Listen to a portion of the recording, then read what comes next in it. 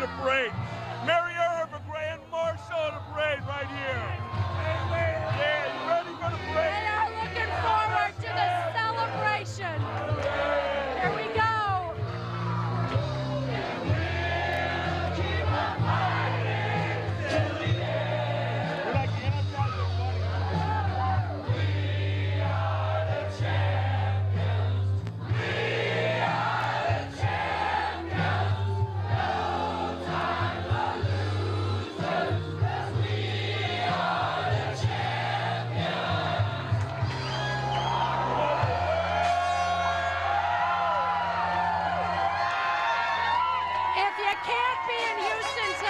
You want to be here at Shaller's Pub.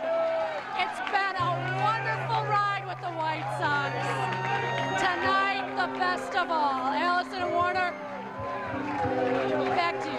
A sweep to boot. How are you feeling there, Sox fan? I don't know. I haven't even been able to feel myself yet. All this time, it finally has happened. Well, we're going to check in now with Don Lemon. He's live at the United Center where thousands of Sox fans. Actually, you know what? We're going to head out to Phil Rogers. He's at U.S. Cellular Field. And Phil, how's it looking out there? Allison, the pavement's starting to sprout Sox fans out here in a torrential rain. I must tell you that at the second that last pitch was thrown, the sirens started whooping in this neighborhood. The fireworks started going up all over Bridgeport. The horns started honking. And the Sox fans, as you can see behind me here, just started materializing out of thin air. Now, as we said before, the police had estimated that this was going to become kind of the target area, the epicenter, if you will, of the entire celebration, and they are quite prepared for that. They are in one step short of riot gear out here, 150 officers strong from 9 different police districts, fanned out, and they had a tremendously detailed strategy in this neighborhood. They said they wanted to encourage celebration. They wanted people to have fun. It was only when people started to cross the line that they would even begin to intervene and tell people it was time to rein things in. For the right now, though, there's none of that. There is a very, very small contingent that is gathered here, and we're going to move over here to the left, and you can see these are folks that are braving sheets of rain that are falling down here at U.S. Cellular Field right now. But they can pretty much do that all they want. After all, they've waited 88 years. Live at U.S. Cellular Field, Phil Rogers, NBC 5. It is so fun to see the city so jubilant, so joyful. What a huge win. Huge win. Let's go to Don Lemon out at the United Center. Thousands of fans are out there. Hi, Don. Hey, Warner and Allison, can barely hear you. I'm sure you guys can understand. This crowd is going absolutely bananas. Take around, look around. I told you 4,900 people showed up here at the United Center tonight, which is really the home of the Bulls, but they leased it out tonight to all these fans so that they could watch the game in Houston and be around White Sox fans. Look at them. They're going crazy. They're expected, they said, about 3,000 people tonight. 4,900 showed up. We're here with some die-hard White Sox fans. We've got Alan from Des Plaines. We've got Kevin from Palatine. Are you happy? What?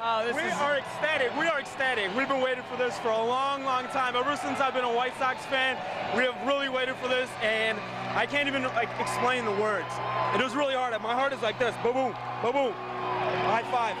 Yeah, for everything. You're shaking. You're trembling. Like this, like this. I mean, the crowd here is great, and everyone loves it. The Sox are #1. They're playing the theme song, Journey.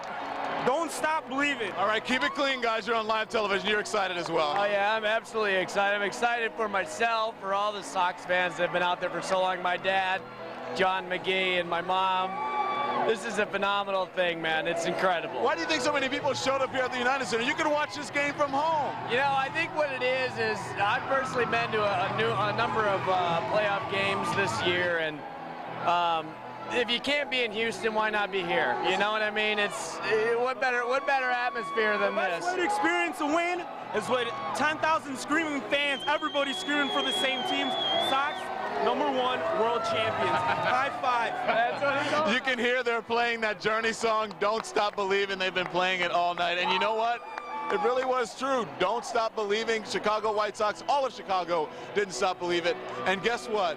We swept and we won. World Series champions, the first time in a very, very, very long time. Back to you, Warner and Allison. I'm going to go outside and see what's happening out there. I'm sure the streets, people are gathering out on the streets and having a great time as well. Back to you guys. All right, thank you. We're going out to Marion Brooks, where we have obviously young and old, everybody celebrating tonight. Marion's live at Benton House Community Center on the south side. We've been watching young fans having a really good time, Marion. They are having the time of their lives here. We're getting a little water shower instead of champagne here. These kids are so excited. They came here to the Benton House because they're not going to bars or anything. This is a great place for the families to all come together. And as soon as they clinched,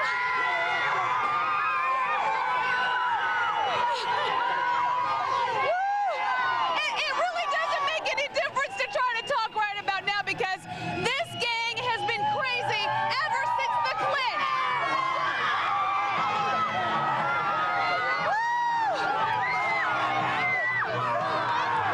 Wait a second. I want to talk to, wait, 1 second. I wanted to, sorry guys, I'm going to get a shower in a second, but I want to talk to Nancy Caruso here, because this was her idea. Nancy, why did you want to bring your kids and do this here at the Benton House tonight? I'm a single mom, 3 kids. I knew I couldn't afford to take my kids to this game. They had to be part of this major event in life, and I did everything I could, and I wanted every kid to be able to enjoy it, and all the kids in Bridgeport weren't able to, so we all came here. And what do you think about this clip? Oh my God!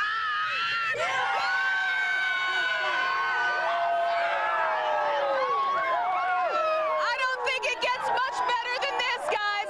We're only a few blocks from US Cellular Field, but it couldn't be more exciting if we were right there, clinching right now. I'll send it back to you guys while I still have a voice.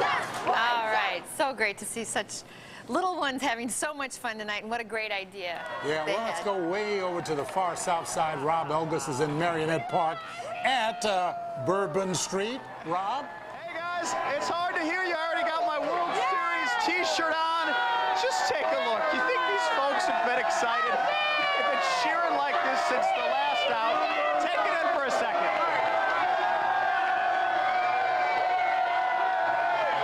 It's constant.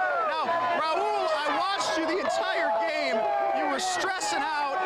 What's going through your mind right now? Totally elation. Totally elation. All my life for this. No more Second City. No more Second City. We're number 1. I think I saw you almost cry. It's that emotional. Almost. Almost. Congratulations. How are you feeling? Unbelievable. I cannot believe it. I waited this 88 years. Well, my grandma did. But I'm so excited. I cannot believe it. All right, there you have it. I think they're excited here on the far south side. I'm not going to be able to hear a word you say. I don't think this party's going to end anytime soon. I know, Warner, you're grinning ear to ear right now. They say there's no crying in baseball, but there's a lot of laughing going on in baseball now. And I don't know who's going to be able to go to work tomorrow after all this happiness. Let's go now back to Phil Rogers. He's outside US Cellular Field, where I'm sure the crowd's building. Phil?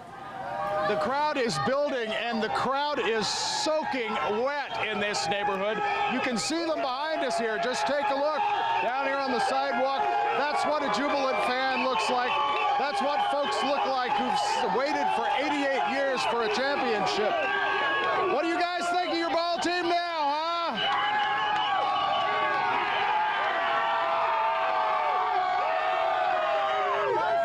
You can see they are bringing all kinds of kitchen implements out here, apparently symbolic of what they've just done to the Houston Astros. The Chicago Police Department has just informed us they're going to try to move this celebration into one of the nearby parking lots where they had been keeping everyone chained off. They've just opened one of the gates. What they're trying to do is deflect everyone away from US Cellular Field, which is now surrounded by a phalanx of police officers. They know that folks are coming out of the neighborhood. Take a look over here. If you look, these are the folks that are coming down 35th Street, out of Bridgeport, out of some of the neighborhood watering holes and some of the restaurants, and they're all trekking through the viaduct and on their way back over here to the ball ballpark. You can see a young man here who apparently is providing his own warmth and is not in need of a coat even in weather like this. So anyway, it is orderly down here. It is happy down here. All they're missing here is a baseball game in this stadium, but they don't care about that. As far as they're concerned, they are sort of telepathically connected with Houston, and they're celebrating a world championship. Live at U.S. Cellular Field, Phil Rogers, NBC 5. Thank you, Phil. We'll be checking back in with you, I'm sure, as the crowd continues to build. Let's bring Mark That's right. Let's go to Mark in. Chanowski. Mark, this is unbelievable, isn't it? This has been such an amazing ride. You know, back in spring training, Kenny Williams said, I like the team I put together. This is a team that can do some damage in the American League. And everyone thought, well, that's what you always say in spring training. But Ozzie Guillen brought these disparate elements together and put together a winning baseball team built on pitching and defense. And we have to give so much credit to Kenny Williams. We just found out Jermaine Dye is the MVP of the World Series. He got the winning RBI, the only run scored in Game 4 today. Jermaine Dye was acquired by Kenny Williams in a trade. A.J. Pierzynski, who was so valuable in the postseason, was a free agent signee. He brings Tadahito Iguchi over from Japan. Orlando El Duque Hernandez, Jose Contreras, go down the list. These were all Kenny Williams acquisitions. He stuck his neck out bringing some guys in who some people thought were not great baseball players.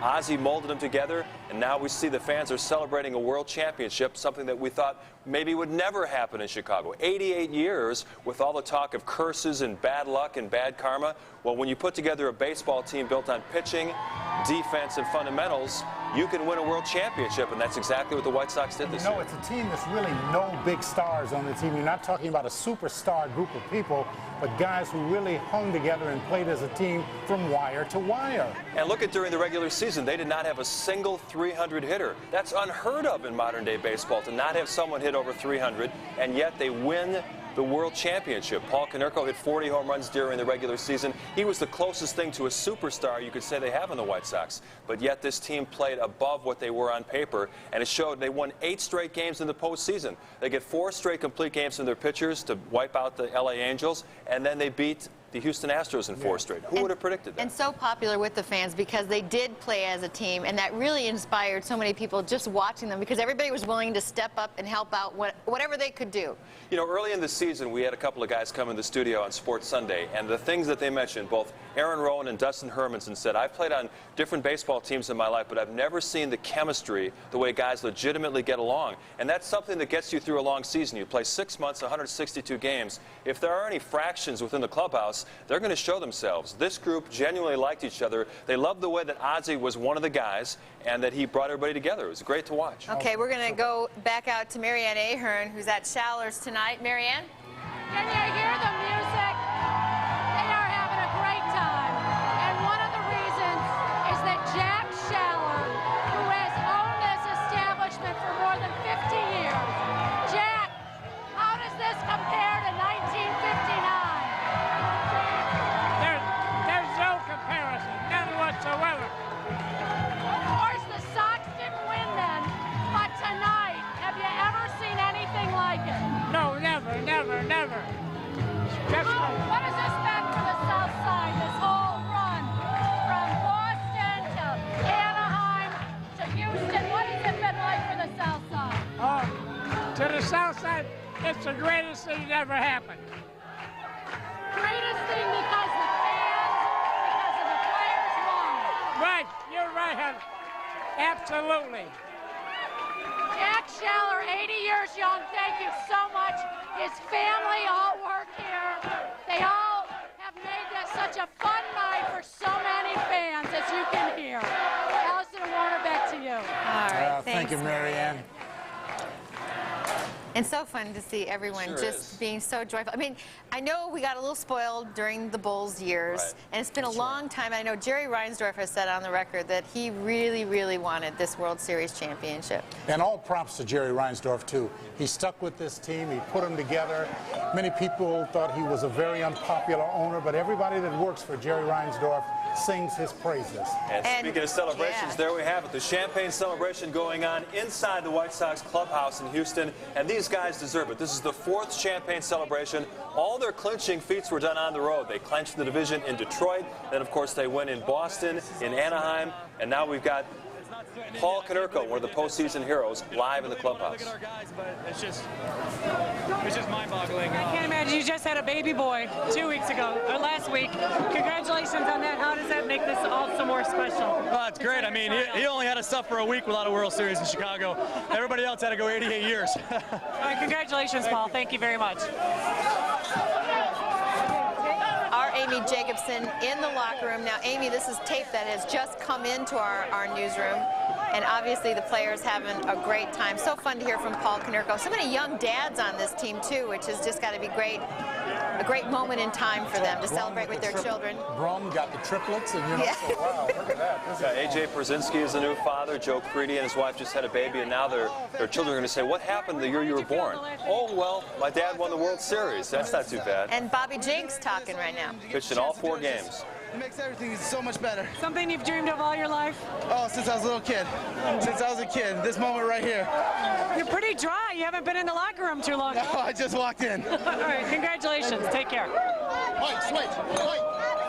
I guess that's how you know how long someone's been in the locker room, how dry their shirt is. 24-year-old kid, look at what happened with him. And he is an amazing story. Bobby Jenks was a guy who began the year in Double-A baseball. Let's go out to Ryan Baker now. He's live. Yes, I am here at Minute Maid Park. You can imagine the White Sox fans are going crazy, celebrating that first championship in almost 90 years.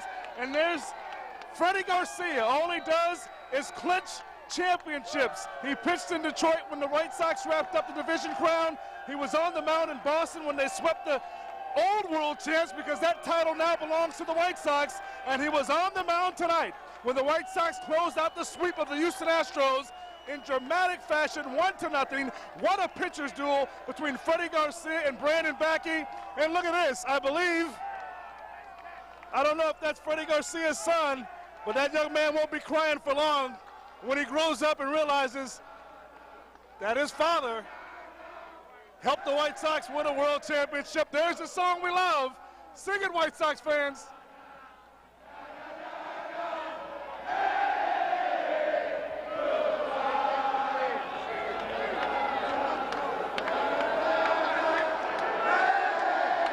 All right. White Sox fans enjoying this moment. We're going to back out into the crowd. Several players starting to come back out here to enjoy this World Series championship. Just a few moments ago, Jermaine Dye sat in this brand spanking new Chevy. I guess that's a station wagon hatchback. It's a free car for the MVP of the World Series, that's for sure. Jermaine Dye still low-key. When you talk about this White Sox team, nothing but a team. Everybody contributing. Jermaine Dye, the MVP. But how about Willie Harris? A pinch hit single to get the inning going in the 8th when the Sox got on the board, scored the only run they would need tonight to beat the Astros 1-0 and close out this series. And as you can see, fans on the field, a lot of friends and family of the players down here right now enjoying this moment. We're going to try to track down a player on the field and come right back to you live from Houston, where the White Sox are celebrating that first championship since 1917. And no surprise that they'd win on the road, because they had such a great season on the road this year. Best record throughout the season. All right. The best road record. Our Phil Rogers is out at U.S. Cellular Field. And Mark Burley's on the Wheaties box. Already? Champions, exactly. That's right. Phil Rogers Let's out go to at Phil. U.S. Cellular Field. Do we have him? There he is. Listen, can you hear me okay? Can you hear me down here? Yeah. This is what it looks like after they moved the celebration. In an effort to keep the ballpark safe, what they've done is move this entire matter over to the parking lot just north of U.S. Cellular Field. Now, the idea is sort of like drawing moths to the flame to keep everyone in a safe place, but also to keep them a safe distance from that big ballpark across the street. You can see that everyone here is pretty happy. Let's talk to a few of them. What do you think of your White Sox? I love them! You love them? I love them! Love them! Why'd you want to come out here tonight? The White Sox! Yeah, baby! These will be folks that I'm sure will be very happy to tell their grandchildren that they were here the first time the Chicago White Sox won a championship in 88 years.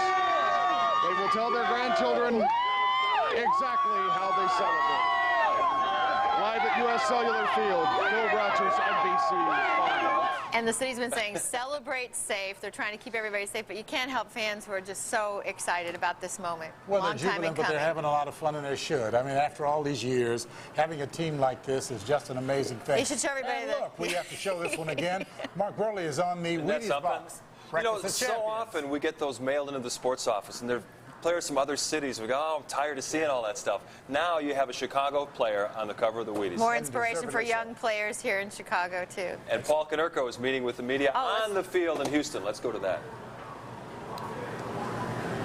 We want to got listen Paul? in. And we know he's talking to the media. Ryan Baker's efforting to get him.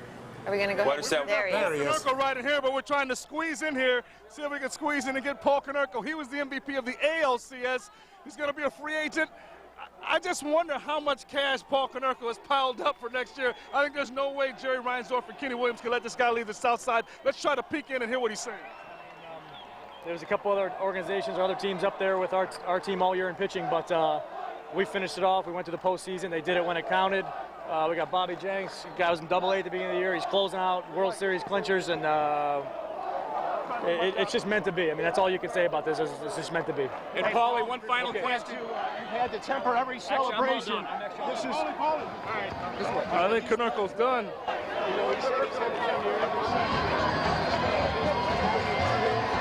All right, I think Paul Konerko's done talking. We're going to go to the podium.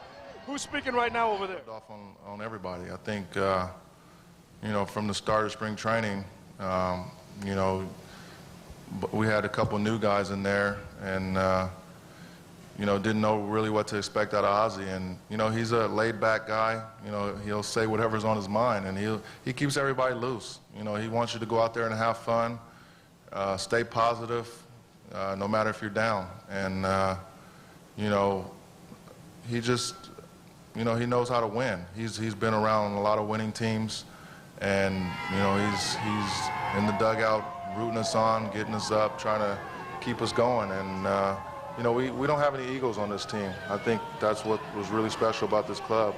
Everybody got along with each other, and everybody just wanted to win and go out there and do whatever we could to win. And guys stepped up towards the end of the season.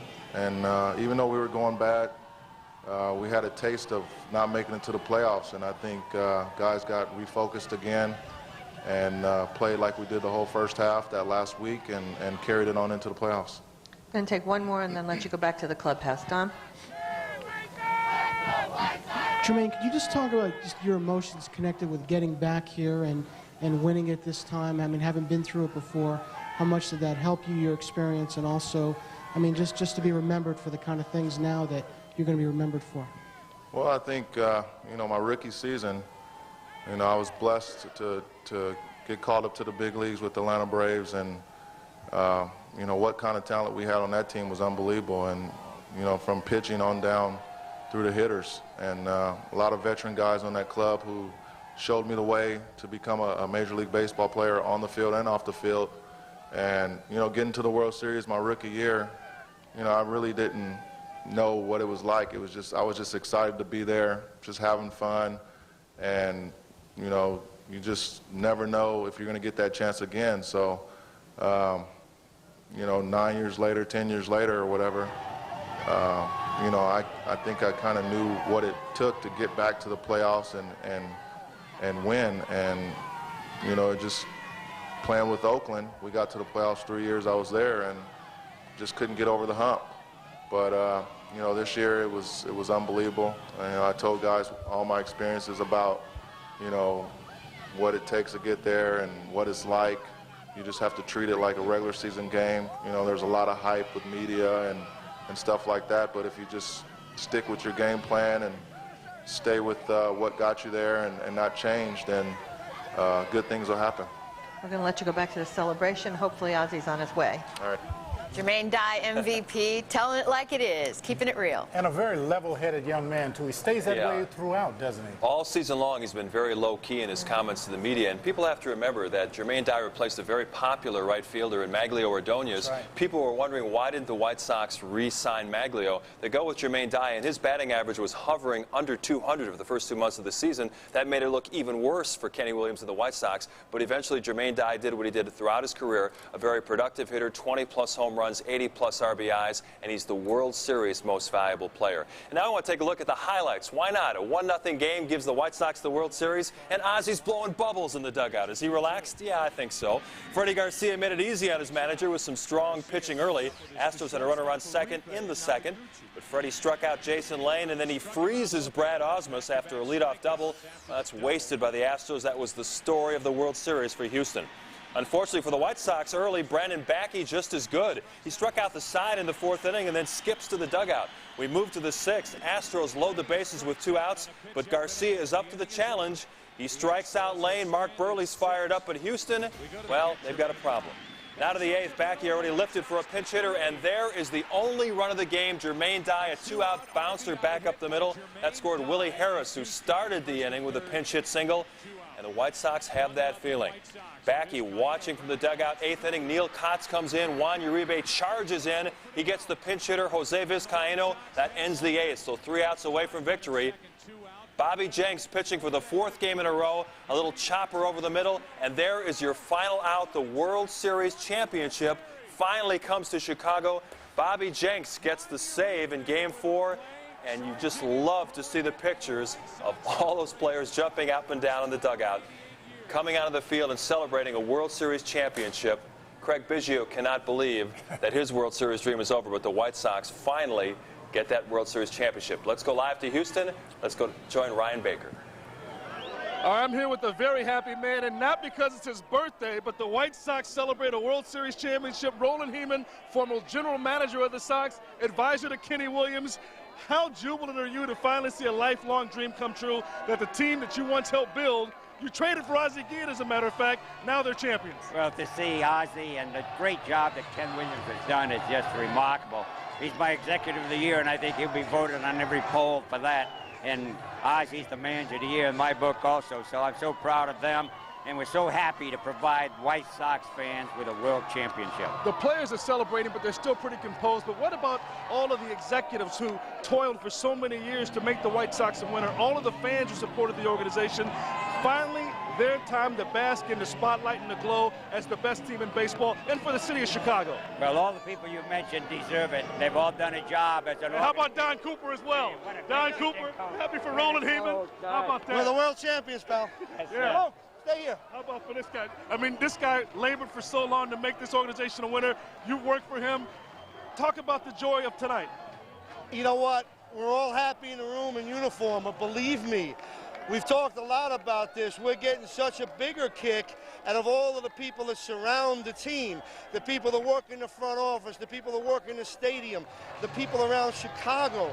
I mean, this is an awesome feeling that we didn't let people down, but I think they're going to have a smile on their face for Christmas. Don Cooper, the architect of the White Sox pitching staff. Freddie Garcia, all he does is close out championship-clinching games. He did it in Detroit, did it in Boston, did it again tonight. You know, Freddie, everybody on our pitching staff is the goods.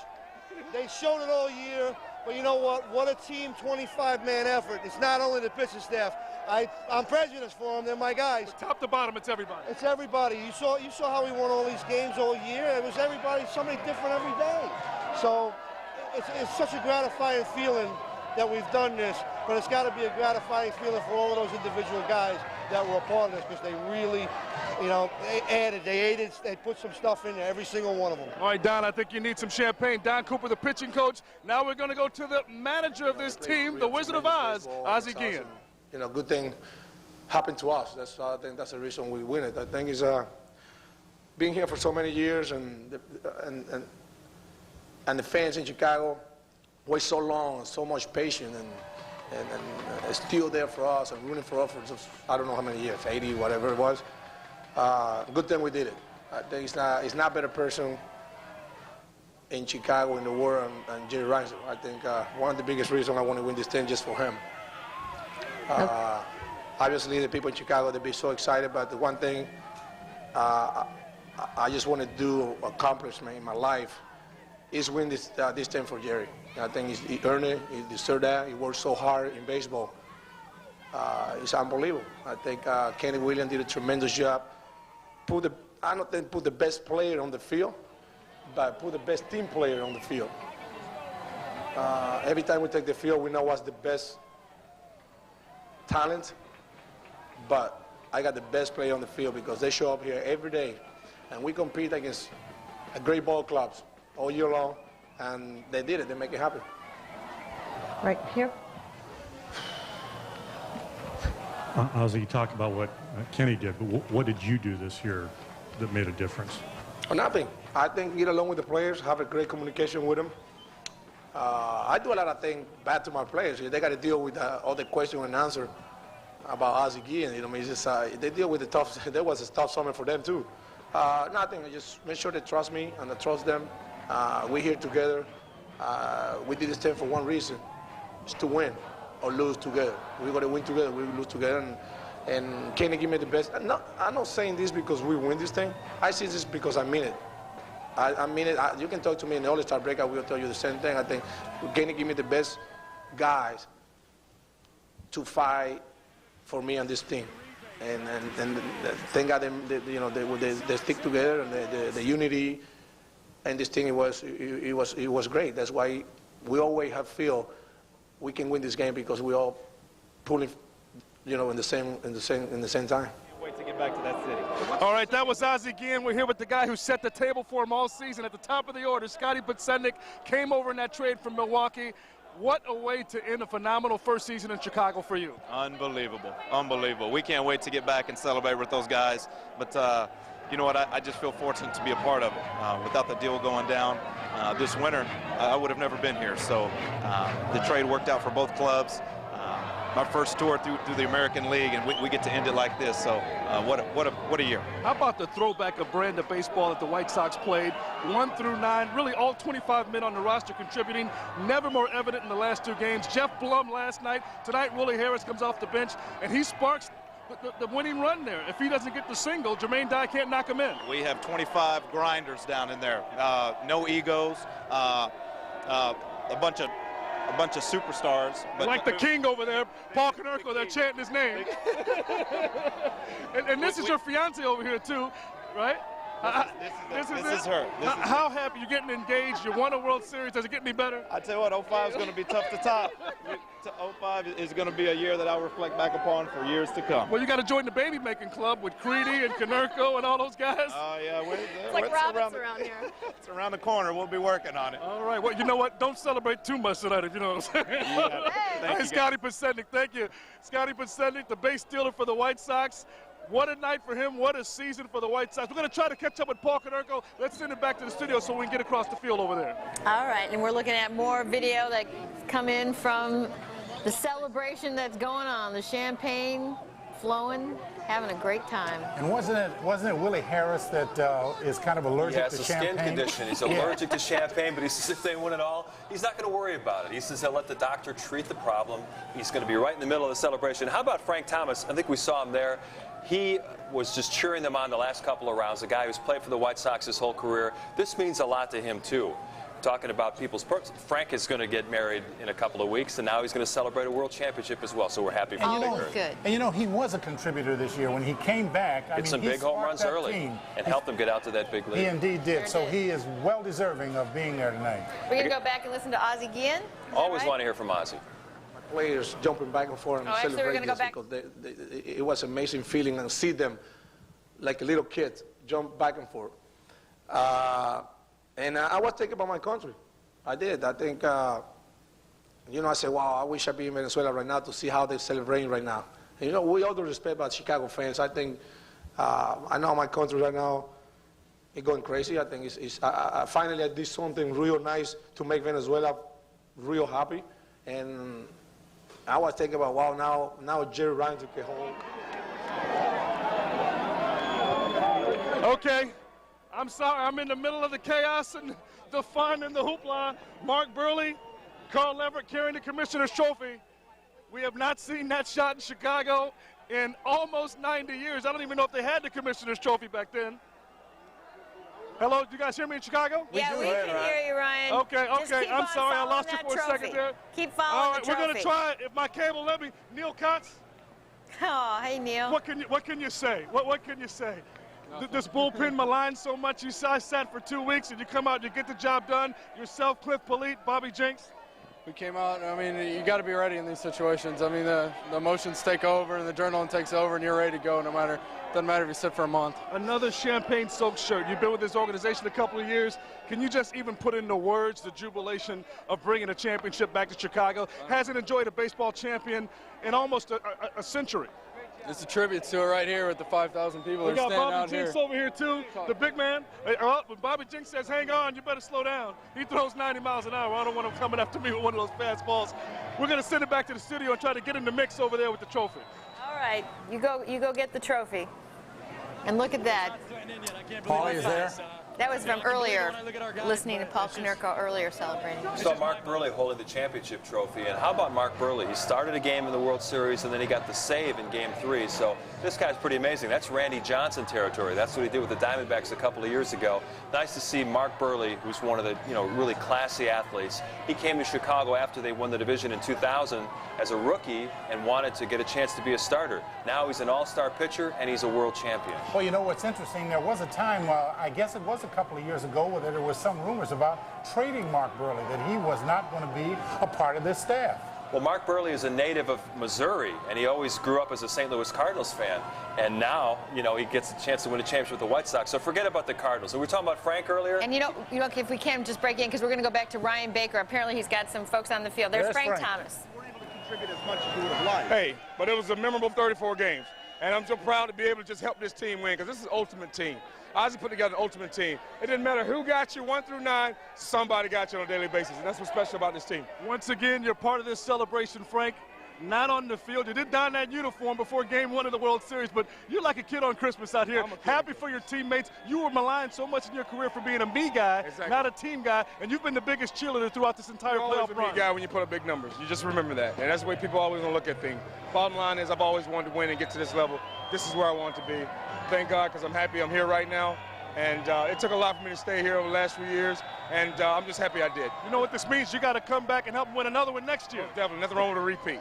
And hopefully I'm healthy and can help do my part big time this time. All right. You feel just as good? Most definitely. I still played, baby. If I'd have played this year, yeah, whatever. But I did get to help this team win some ball games. Frank Thomas still hit 12 homers in 34 games. There's the chairman on the board, Jerry Reinsdorf. We know he has plenty to say. We're going to sneak in. I'm sorry. Lost my earpiece here. There he is.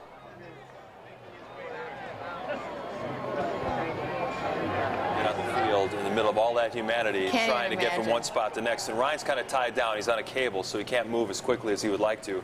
But we'll get him hooked up in just a minute. But talking about Jerry Reinsdorf, he actually had to clarify some of his comments when he said he would trade all 6 of his Bulls championship rings for 1 World Series ring.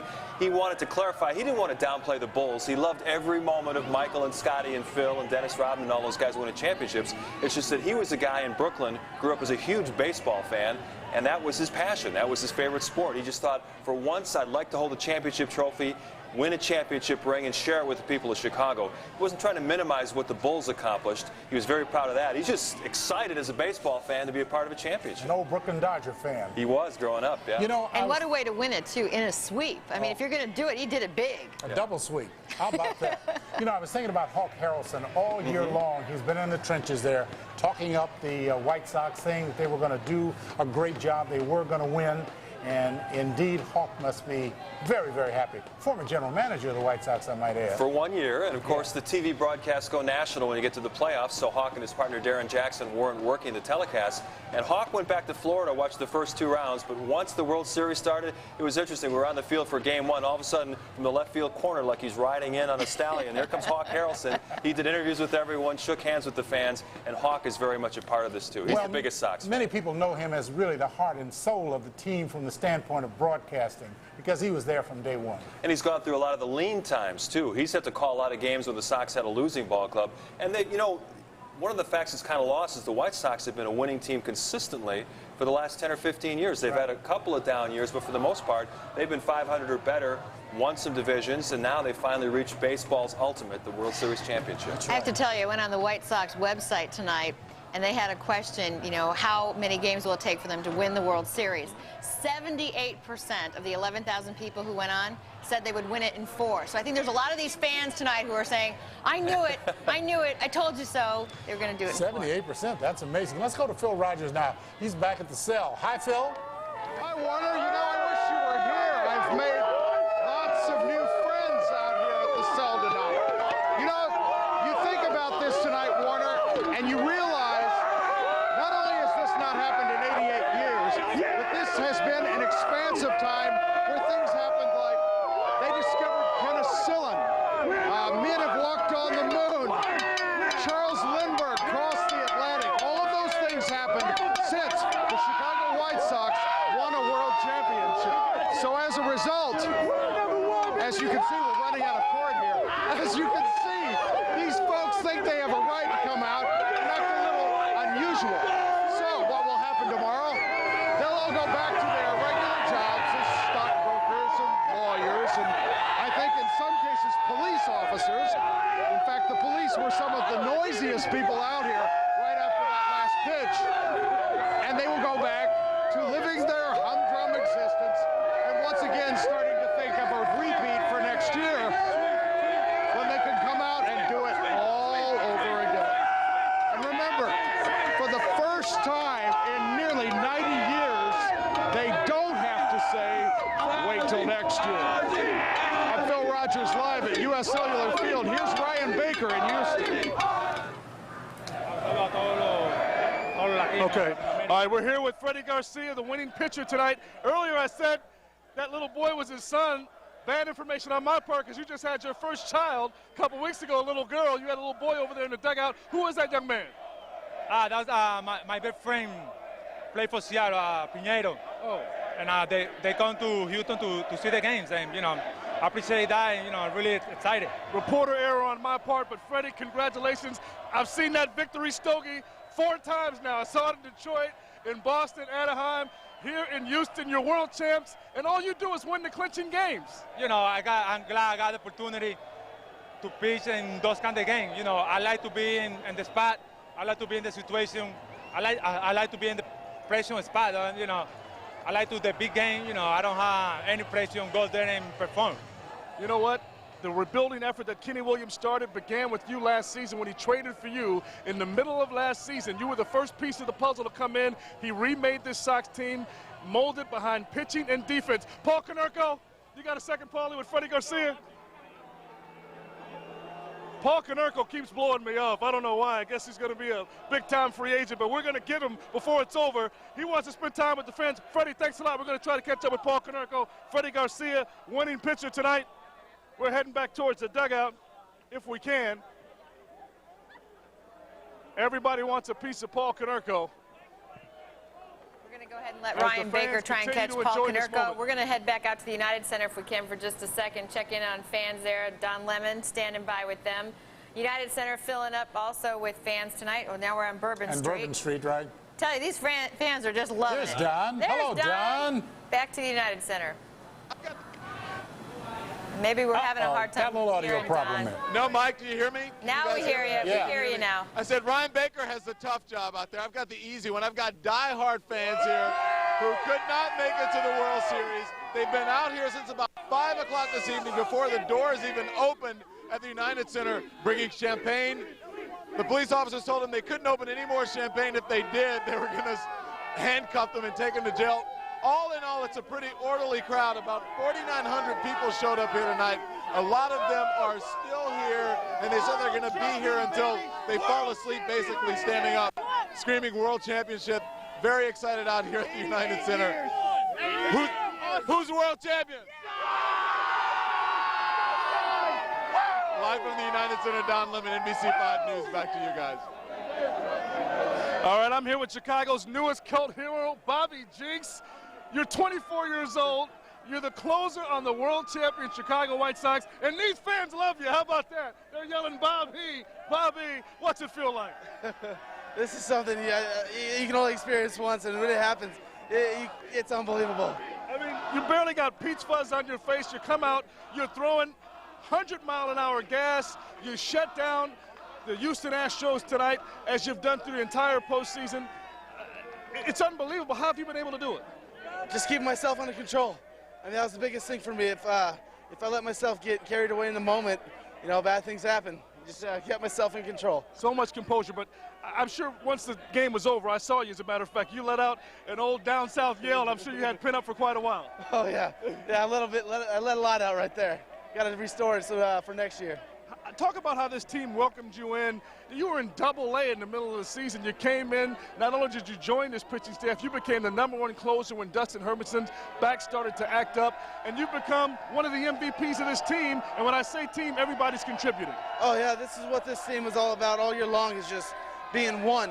There wasn't ever just one hero all season. It's you can just pick somebody out of this crowd right now, and that was the hero of some day during the season. Do you know how popular you've become with Chicago White Sox fans, not only and around the country now, that have had a chance to see the flamethrower do his thing here in the playoffs and the World Series on to a championship? You know, I can't say thank you enough for everybody in Chicago, you know, just supporting me and being behind me every time I went out there. You're going to be in Chicago a long time? I hope so. All right, Bobby Jenks, congratulations. Thank you. The flamethrower here, now he's a world champion. Hopefully he'll be on the south side throwing that heat for years to come. We're going to send it back to you in the studio and track some more players down. Thanks, Ryan. Nice job out there. That's a tough job out there on that field. Of course, you're kind of tethered with the whole. You got the wires and everything running, people running all over you. So he's doing a great job out there. But it's a lot of fun. We're talking about Bobby Jenks, the fact that he pitched in all 4 games. He threw 41 pitches, 2 innings in the 14-inning game yesterday. But Ozzie Guillen didn't hesitate. He goes back to him to try to close it out today, and Jenks came through. It was kind of funny. During the season, the first time Ozzie Guillen called from the bullpen, he made the signal where he spread his arms out wide, said he wants the big, wide guy in the bullpen. He was asked about it yesterday before the game, and they said, well, he's a fat kid. He's 270 pounds, but he's become an adorable kid, a guy that everybody really likes. They like his story, and they're just so happy that he's a part of this franchise. And now we talk about the architect, Kenny Williams. He's standing by with Ryan right now. Let's get him. Decisions to really put it on one person, especially if we have success. Kenny, are you the MVP of this team? Come on. You've got to be. You're the guy who had the vision to put this team together, remold it, and remake it to so-called small ball. The first decision to bring Ozzie Guillen in as manager, and now your dream has come to fruition as World Series champs. The MVP has to come.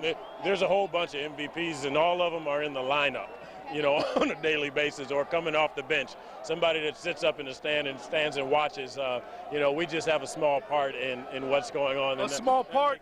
You made the deals, and more importantly, didn't make the deals at the trading deadline. People said, bring in Ken Griffey Jr., make this deal. You stood pat with your guys. You said, this team can win it all. Now you look like a genius. I think you are. You went to Stanford. Yeah, but I didn't graduate. I left early. I missed the genius classes. No, man, this is baseball, and we just got 25 guys out there that like to play. So nothing. I was trying to tell everybody earlier, you know, some years you get luckier than others, and we've been fortunate to stay healthy, and this is nice. You played in this organization. You've been a White Sox your whole life. You're world champions. I mean, what are the emotions going through you right now? It was special giving Jerry that trophy. That's what we've been waiting to see for a long time, was Jerry Reinsdorf get that trophy. And I saw all those people that when they cut away to Jimbo's in Chicago, and I can only imagine right now the party going on, and I'm sorry we're down here in Houston. But you're going to party in Houston tonight, right? We'll be back to toast. You'll be back. This team won so many close games all year long, and even in the playoffs. What was it about this team, the way it was constructed? What was it that enabled it to play that kind of baseball? You know, for us, the foundation had to be the pitching. And Ozzie and I and the coaches and everything, we just felt we wanted to be in more games. We've had a bunch of talent here the last few years, but we had to sacrifice a little bit on the talent end to get a lot of character people in here, to get our pitching in order, to where you gave yourselves in games like this where the other pitcher just, you know, kind of shuts you down. where it gives you an opportunity to steal one at the end. And, you know, I don't know how many times, how many one-run games or two-run games we played. I can't wear a mustache now because of it, because I got my mustache is all gray, so that's why I shaved my mustache off now. It's not because I like the way I look with it. I'm just not ready for all the gray. 11-1 in the playoffs, the second best run ever, right behind the Big Red Machine in 1976. That's a phenomenal run. Again, you're being humble. You don't want to take the credit. A guy you brought in, Jermaine Dye, the MVP. Scott Podsednik, you traded for him. He was instrumental in the ALCS as well as during the World Series. El Duque, Contreras, the list goes on. Yeah, but if they don't go out and perform, then, you know, I'm the village idiot. So ultimately it's what they do out there on the field that matters. And again, that's why I say it's for our part in the front office, it's just a small part. Kenny Williams is self-effacing as ever, the humble general manager, giving all the credit to his players and his staff as he's done all season. But trust me, he is the MVP of this entire playoff run because he's the guy who put it together. Amy Jacobson is going to join us here with Paul Konerko and his wife. And his wife, Jen, who just had a baby. Well, no, you just had a baby 8 days ago. And what does this mean to you, Paul, too, to have a baby and win the World Series all within a 7-day time frame? Well, I mean, the kid's been through hell. He had to go a whole week without a World Series. I mean, everybody else had to go 88 years. No, it's great. I mean, again, it's probably the World Series is the second best thing that happened to me all month. I mean, it's a good problem to have, my Lord. And you look wonderful. How are you feeling right now? I feel great. Feel very good. And you named this your boy Nicholas? Yes. How'd you come up with that name? He hated every name I offered, and that was the one name that we could agree on. Everyone thought you should call your child Champ. Well, that's not a bad name, but, you know, we weren't champs yet, so I didn't want to do it too premature. Now, what are you going to tell him when he's older on about what was happening the first week he was alive? Well, you know, I don't have to tell him much. I just tell him, look it up. We're world champs for 2005. Great. Thank you so much, Paul, and thank you, Jen. Here you go, Ryan. Paul, I got to ask you one more thing while I got you here. Everybody in Chicago wants to know, in pending free agency, you're going to keep wearing this black and gray for years to come on the South Side? I hope so. We'll see if we can get something done. I think your stock went up a little bit during the playoffs. You know what? It's all about teamwork. Well, we better get a look at this. There's Ozzie coming your way with that trophy. Yeah, I think he's going to retire. Did he say he's going to quit or something? Do you really believe that? No. You know? He'll be back. Congratulations, Paul. Okay, thank you. Thank you. And to you, Jen, thank you. You know, I think all we needed was Amy Jacobson to get Paul Konerko on live. Must be a maternal thing. Is Ozzie again coming our way with that trophy? I think he is. Hey, Ozzie. Ozzie Jr., he's been a very big part of this entire run. We're trying not to get trampled by the throng of photographers and media as Ozzie Guillen goes and shares the moment with the fans. We're going to let you enjoy it with them.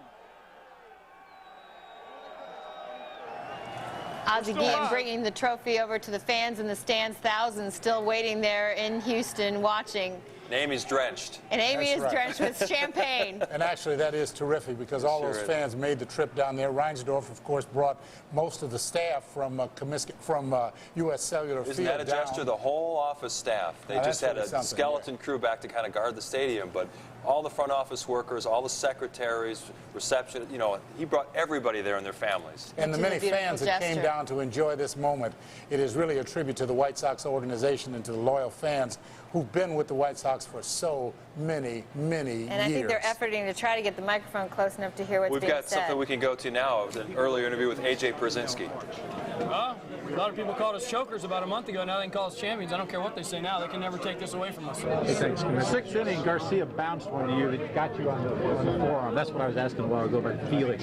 Oh, yeah. I don't feel anything right now. You can do pretty much whatever you want to me right now. I don't care. A bunch of guys in there to be able to celebrate with them. What does this all feel like? Has it begun to sink in? No, it hasn't even come close. It probably won't for a while. And the way I am, I let the players enjoy it. I think it's nice. I think the best thing about this thing, when I see Jerry Reinsdorf grab this trophy out of Mr. Seeling's hands, and I think that's the best, one of the best moments I have in my career, because when I see Jerry hold something, he really wanted to hold for so many years. I just thank God to make me do it for him. Are you going to come back next year, Ozzie? I had to, because I had to manage the All-Star game. Maybe after the All-Star game, we think about it. Congratulations. Thank you very much, Ozzie. Congratulations. All right, Amy Jacobson, she's on it. Amy, don't go anywhere. I think all the players and the managers, they just want to talk to you. Don't go anywhere. Don't go anywhere. Amy, how phenomenal was it for you to be in the locker room? You were there in Anaheim when they clinched. Nice champagne smell, by the way. The best part, Steve Perry sang "Don't Stop Believing" with me and AJ Przinsky. We've got the tape. We've got to roll. Karaoke in the White Sox clubhouse. It doesn't get any better. He was singing with both of us jumping up and down. We got him to sing. Can you give me a little rendition? Don't Stop Believing. Oh no. Come on now.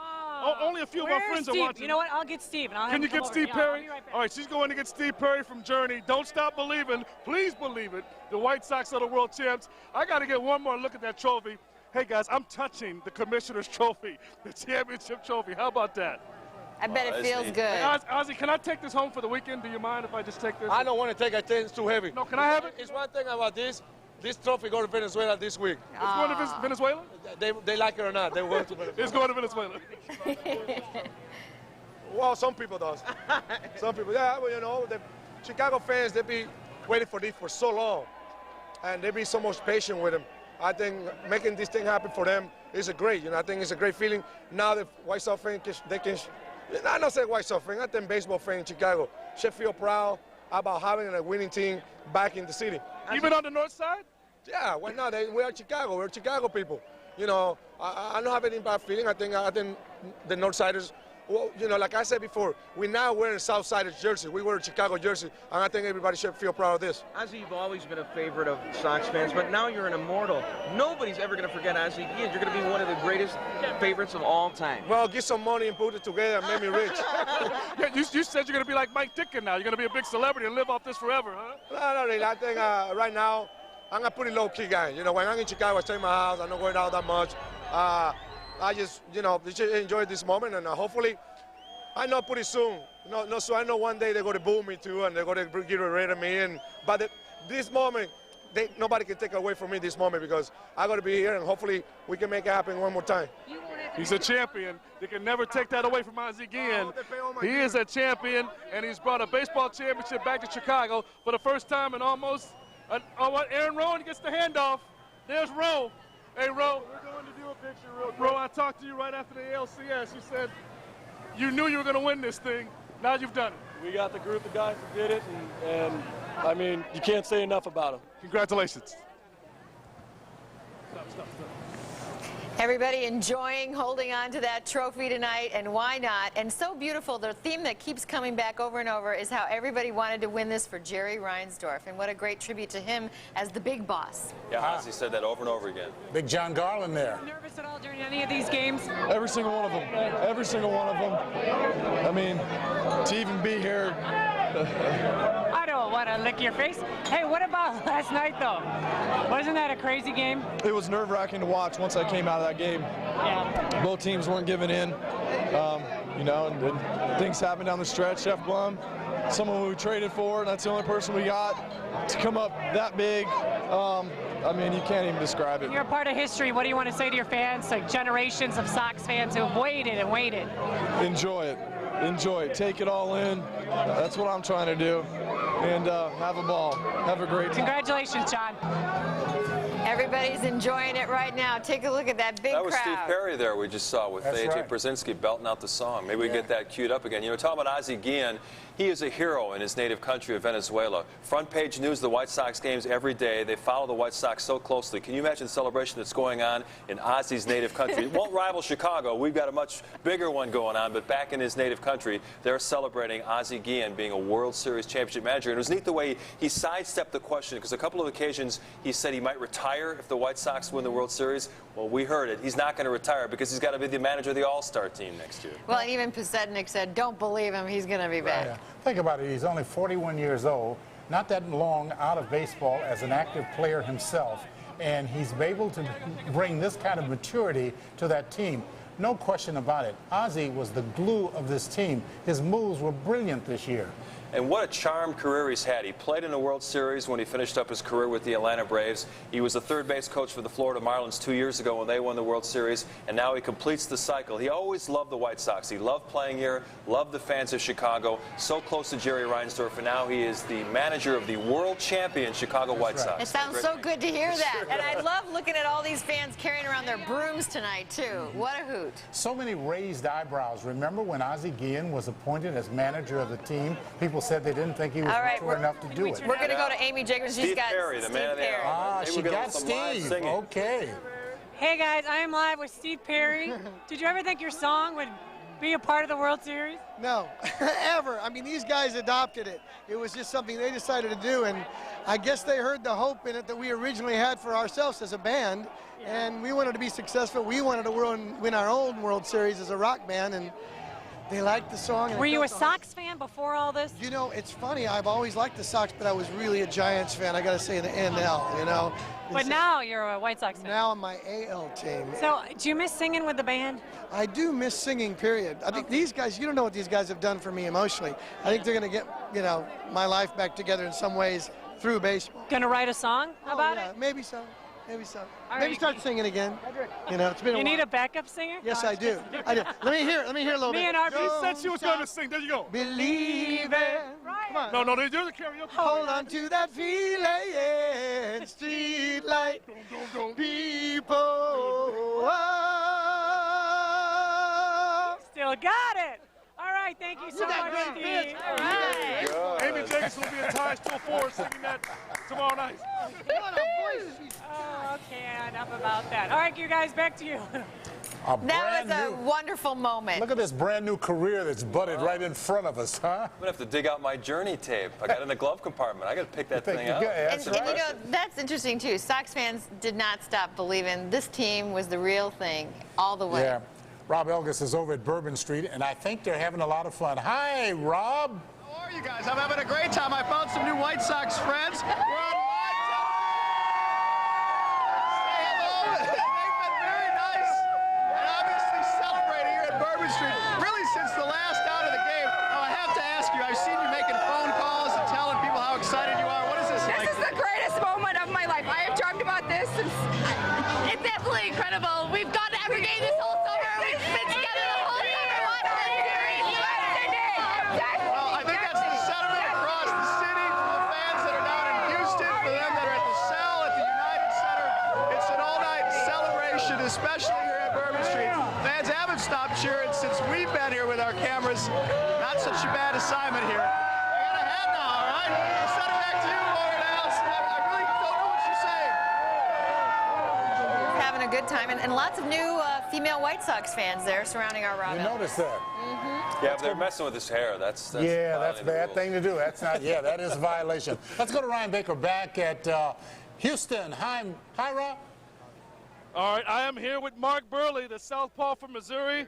He's been eating some breakfast at Champions. You guys have been eating breakfast, lunch, and dinner at Champions because that's what you are with Mark Burley on the box. Amazing. I just tried it and ate some, and it tastes pretty good, especially with my picture on And there. it mixes well with champagne and beer. I wouldn't go that far. I'd rather have a glass of milk, but I mean, it's such an honor just to have a chance to be on the Wheaties box. Never even dreamed of it. Mark Burley, you never made a postseason start, but now you're unbeaten here as you help propel your team to the highest level in baseball. Chicago's never had a champion in baseball for almost 90 years. A champion period since the Bulls dynasty. You guys are the best now. I don't think it's sunk in. I don't think it'll sink in until we get back to Chicago and be able to celebrate this with our fans. I mean, we got tons of fans out here right now, but once we get back to Chicago and get on that parade and get out there and see how crazy the city's going, I don't think it's going to sink in until then. You got your mom over here. Come over, Mama Burley. She's over here. You got your mom and dad from Missouri. Your brother's here. How proud are you of your son? I'm really proud. I never thought this would ever happen. I'm so excited for him. Well, a lot of people in Chicago didn't think so either, but you know what? A baseball champion, a World Series champion is in the Windy City. Oh, tell me about it, man. It's you've been long coming, and it's this team with everybody. As you know, the chemistry's just been unbelievable. It mix and match and Bob, we got it for you. When he was a kid, did Mark talk about being a winning pitcher in a World Series? Was he in the backyard practicing that? No, but I always wanted to be, you know, a Major League Baseball player. You almost thought about quitting once, didn't you? I heard that story. Is that true? I'm sure you heard it a lot of times. Who talked you out of it? These two right here. They talked you out of it. Aren't you glad you talked them out of quitting baseball? Well, sure. I might be home working right now, man. You know, I'm sitting up here having a good time. Mark, you know, he's just like all of the other kids. Jason here, all, you know, we're so proud of all of them. You know what to say. Mark, he brought with the other 25 players, the 24 brought it here to the city for you. Congratulations to Mr. and Mrs. Burley and Mark Burley, the ace of the White Sox staff. Congratulations, World Series champ. Amy Jacobson is going to step in with Aaron Rowan and his wife. Yes, this is Marianne and Aaron right behind me. Just tell me how you're feeling right now. I can't even describe it. It's so awesome. We're just so excited. Okay. Now, you have a lot of family and friends here? Or? Actually, no. We're just with my brother-in-law and just some friends from home. That's it. Congratulations. You've Thank dreamed you. about this since you were a little kid, I imagine. And Oh, yeah. I mean, amazing. Amazing. I don't even have the words to describe it. I'm hoarse. I'm screaming. And you've been singing a lot with Steve Perry, I've noticed, in the locker room there. Oh, yeah, and out here. Yeah. What does he call you and Greedy and AJ? What are you guys with the Three Stooges? Yeah, we're the Stooges. That's pretty much what we've been dubbed. Greg Who Walker. coined that term? Greg Walker. Oh, yeah. Okay. That's odd. But right. we even have the fans singing it now. That's great. Well, congratulations. What are you guys going to do now? Party. You could go. Can we come We're with? not going to be able to see the You know, kids till Amy, later. the day after they won the pennant in Anaheim, I walk into PJ Clark's across the street from NBC. There's Aaron Rowan and his wife sitting there. He says, "This is what I wanted to do after winning it all. Just get a cold beer, celebrate with my wife and Greg Walker." Is that what you're going to do tomorrow? Probably. Probably. Yeah. It's unbelievable. Mike Ditka told you if you become a champion in Chicago, you're icons forever. Do you realize the status you are in Chicago sports history right now? I don't think that's gonna settle in for a couple weeks. If the coach is watching, thanks, Coach. He was wearing that Sox jersey. He was wearing the Sox jersey, and you know, it was one of the biggest thrills in my life to be able to actually meet the coach. And you know, he took time out of his schedule, and he was talking to me about winning everything and what it would mean. And I don't think we're going to realize it for a while. Aaron, tell me how important the fans are. I know so many people came, and 3 generations of family members. I saw them in Anaheim, saw them here tonight. What do you want to say to them? Thank you. Thank you for supporting us all season long and, you know, never giving up on us. And go and have a few beers and enjoy it, because we're going to be doing it all off season. Great. Congratulations, Aaron. Congratulations, Marion. Thank you so much for your time. You know the only thing that make him happier? He's a huge Walter Payton, huge Chicago Bears fan. If the Bears win another Super Bowl, he'll die and go to heaven. Now, I want to know, I'm all wet. You got off pretty clean here now. Well, you know what? I drew the short straw. I'm out here on the field, you know, getting embarrassed with guys blowing me off. But you come along, Paul Konerko, sure, I'll stop and do a long sit-down with you. That's because I know all their wives now. I'm telling you. They all had babies during the You're season. in with mama, you're in, right? That's the deal. All right, here you go. Who else do you want to talk to now? Well, we try to get the chairman. should I fetch? We got to get Jerry Reinsdorf. This is his lifelong dream. He said he'd give up 6 Bulls rings to get 1 baseball ring. He is a baseball guy, and he got his lifelong wish tonight. And we're going to track him down. You know he has a big old stogie in his mouth celebrating this. That's a guy who can really die and go to heaven now. Let's go back to you in the studio in Chicago. All right, thank you, Ryan. And you guys are doing a great job out there working as a team. Teamwork, that's what we're all about, too. And I know the crowd has been building out at US Cellular Field, so I think we're going to check back in now with Phil Rogers. Is that right, everybody upstairs? All right, there he is. Oh, there's Phil. Yeah, the crowd is building right on this very spot, as a matter of fact. You know, they seem to sort of be attracted to television cameras. I don't know how to tell you. We're not quite sure why that happened. You know, Warner and Allison, I can tell you 3 things I know about 1917. John Kennedy was born that year, and both of my parents were born that year, and my mother is 88 years old this year and had never seen the Chicago White Sox championship. And tonight, she's got to be very happy. As are these folks right here. Let's see what they want to say. What would you like to say about your White Sox? I love the White Sox. Best team ever. We've been waiting for this forever. Go Sox! What would you like to tell Ozzie Guillen tonight? Ozzie's a genius. Hey, Cubs. Well, there's your expert analysis of the Chicago White Sox from their home, US Cellular Field. I'm Phil Rogers reporting live. Back to you, Warner and Allison. All right, thank you, Phil. We have to read lips a little bit because the crowd crowd is so loud out there. But hopefully everybody's celebrating safe. Enjoy the moment, but celebrate safe. Here's Ryan. Willie Harris. Willie Harris. Warner, we're with Willie Harris. I heard you guys talking earlier. He's allergic to champagne. He hasn't been able to get deep until the celebration of the division, the first round of the playoffs, the ALCS tonight. Did you get that champagne bath, or you couldn't do it? Couldn't do it tonight either, but I tell you what, those guys drenched me with a little Bud Light, so I am soaking wet. You were still getting a part of the celebration, even though you didn't have the bubbly on it, but you are the catalyst tonight. You talk about this being a team in the true definition of the word. You come off the bench to pinch hit in the 8th inning, leadoff single, which gets it going. Jermaine Dye, the MVP, drives you in. Talk about how each and every man on this roster contributed to make the Southsiders champion. I tell you what, it's a 25-man game. It's a 25-man roster, and everybody knows their role, and everybody knows their job. I tell you what, these guys, it's unbelievable. You know, we can't have 25 superstars. That's Konerko's job, you know, and Konerko's the big dog, but, you know, us guys in Group 4, we know our roles. Blum, myself, Pablo, and Widger, we all know our roles. I was going to say it was Blum last night. You get it going tonight. Scotty Podsednik hits a home run on Sunday night. It's a different guy every night. It's been that way all season. Is it all because of Ozzie Guillen at the top? I tell you what, you got to give Ozzie his credit. I mean, he kept us all focused and he kept us all together. But at the same time, you know what, he knew what type of players he had. He knew we're grinders. We go out there and grind every day.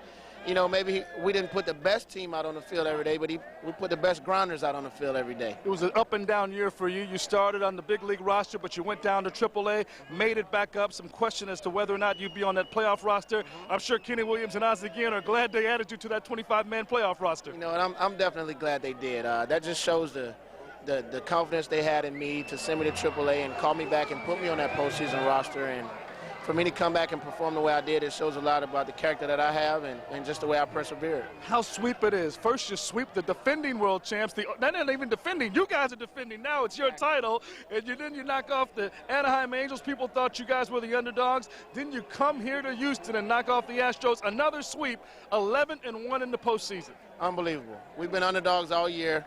It's nothing we couldn't handle. We just went out and played the game right and played the game hard, and we're world champions, and we're ready to bring it back to Chicago. Pitching and defense. Talk about the play of Juan Uribe there in the bottom of the ninth when he dove in those stands right over there to catch that foul ball, giving up his body, and there was no Bartman moment on this one. He made an incredible catch. I tell you what, we call Uribe Capitan. That's Capitan? Capitan. That's captain in Spanish, and he really put on a defensive display late in the game tonight. He went up in the stands all out, and he made some great plays coming in on some ground balls, and Uribe was just being Uribe. He let it all go tonight. The infield is solid around the horn. Talk about Joe Creedy at third in the hot corner. Just unbelievable play from him. Joe Creedy is one of the best third basemen I've ever played with. He's unbelievable, and he's been playing really well all year. Well, let's get the man here who's signing your check, the chairman of the board, Jerry Reinsdorf. Willie Harris got it started for you tonight in the 8th inning. What a way to take advantage of your opportunities, huh? One at bat, and he comes in and scores the winning run. Hey, Willie's always been my man. He knows that. Willie's your man. I love Willie. Well, you know what? A lot of people love Willie tonight because he got it started. But you know what? He can't get the champagne shower. But I know, that's okay. But I loved Willie before he was a hero, and he knows that. Remember that negotiations now. You're his man. Jerry Reinsdorf, chairman of the board, 25 years with this organization, blood, sweat, and tears, a lot of ups, a lot of downs, but the ultimate high tonight, you're world champions of Major League Baseball. Chicago is world champions. You know, the one thing that became so obvious to me through this whole thing is how much this team means to its fans, and that those of us, you know, who are here and who run the team, we're just caretakers. We're just trustees for our fans, that's all. And the joy that they're experiencing is phenomenal. It must start from the top. You're absolutely selfless in enjoying this spectacular and special moment. Kenny Williams the same way. Even Roland Heeman, what a birthday present for him. Yeah, and then somebody told me earlier that this was the old Roman's birthday also, Charles Comiskey. And if that's true, then that's just phenomenal. Your message to the fans in Chicago. Of course, the Bulls brought so much joy to Chicago with 6 titles in the Michael Jordan era, but it seems like forever since the city of Chicago has been able to call itself a champion. How about all the fans back home watching now, listening, enjoying the moment, celebrating? What's your message to them? Get out and buy your Bulls tickets. Always the businessman, Jerry Reinsdorf, right? What about White Sox season tickets? Win or die trying. I think that'll take care of itself. No, my real message to the fans is these guys did it for you. They did it for the fans of Chicago. Enjoy it, enjoy it, enjoy it. It doesn't happen too often. And just remember that every other team in baseball has gone longer than we have since they won the World Series. One last thing, speaking of business, you got that checkbook out for Paul Konerko. His price went way up. Well, we'll worry about all that later. And now is the time to celebrate, not think about business. Well, can you light up that cigar for us? He's been trying, and that's a special one. That says World Series champions. Let's take a look at that. We'll turn it around. I've seen the one that said division champs, first round, and when you knocked off the Red Sox, then the pennant, and there he is lighting up. I told you that Jerry Reinsdorf would be lighting the victory stogie somewhere around here, and here he's doing it on live television on NBC5. Thanks a lot, Jerry. Congratulations. All the best to you. Jerry Reinsdorf, the chairman of the board. And by the way, you know what? One last thing. You said you're going to get that big one, the big ring. You give up those 6, you got the big one now. I didn't have to give anything up. How about that? How about that? Now I got 7. 7 heaven. That's right. 7. And you want 8, don't you? Of course, I want another one in baseball, and I certainly want another one in basketball, and I think John Paxson's the guy that's going to deliver it. Congratulations, Jerry Reinsdorf. All right, let's go back to you in the studio. Well said. Those are fine words. Positive. The chairman of the board, he is the man. There's no question about that. He is ecstatic, celebrating with the people of Chicago. And you know what? He deserves it. He has labored long in the fields, and he's done it, finally. This is what he wanted so much. You know, he's had different managers, he's had different general managers, but through it all, he knew that one day he'd be hoisting that championship trophy, and everyone is so happy to see it for Jerry Reinsdorf, and mostly for the long-suffering fans of Chicago. We've talked about so many times about we've got 2 teams in Chicago, we can't get it done. Well, now the city of Chicago is World Series champions, and it's something that the whole city can enjoy, not just the South Side. And I loved what he said too, that they're just sort of the keepers of the White Sox, caretakers. Thank you, of the White Sox, and to tell everyone to just enjoy this moment. And I think that's important too, to just really enjoy and savor this moment, because it doesn't happen often enough. Yeah, and of course, what a nail biter tonight. 1-0. Could you imagine this would be the game that they would win? Well, it's amazing, and it's been starting pitching that's carried them all year, and it did again today with Freddie Garcia. And it was interesting to hear Willie Harris talk about Juan Uribe. We talked about all the moves that Kenny Williams, the general manager, made. The trade for Juan Uribe actually happened 2 years ago. They traded a young guy named Aaron Miles, who a lot of White Sox fans liked. He was a hustling infielder. People said, why would you trade Aaron Miles for Juan Uribe, a guy who couldn't make it with the Colorado Rockies? Well, Kenny Williams knew exactly what he was doing. Some scouts now say that Juan Uribe is one of the top 5 or 6 shortstops in all of baseball. And that catch he made in the 9th inning, totally giving up his body to dive into the stands, that took a lot of the pressure off Bobby Jenks. There was a runner on second base, and he said, I don't care who I got to knock over, I'm going to dive in there and make the catch. And I think everybody was holding their breath in that moment to see if he was going to come up with the ball, because unfortunately we all remember too well the Bartman incident, and I know Ryan made reference to that as well. And I think that went through everybody's head, like, please don't let this be one of those moments. And the Houston fan backed out of the way. That was very neighborly of him. Although it was in a different spot, of course, for the Cubs versus the White Sox, that is going to be the highlight play of the night. I think there's no question about that. Oh, it was a spectacular play, one you're going to see on your highlight tapes, which you can purchase and see over and over again, because, well, I don't know, there will become available. That's one of the great things. When the White Sox won the championship in 1917, there were no video reels really to capture it, so maybe some old archival film footage, but now with the magic of video you can relive it over and over again. Think what it now blots out, the 1919 Black Sox. That's all gone. There is no more of that again. Yeah, and the disappointment in 1959 when they beat the Dodgers handily in the first game and wound up losing the World Series. But now you just think about the good things. We have a World Championship team again here in Chicago. And I think it's interesting, too, they're all talking about wanting to get home to the fans, wanting to see the fans. They've seen it on television down there in Houston. They've seen the bars here in Chicago, people going crazy.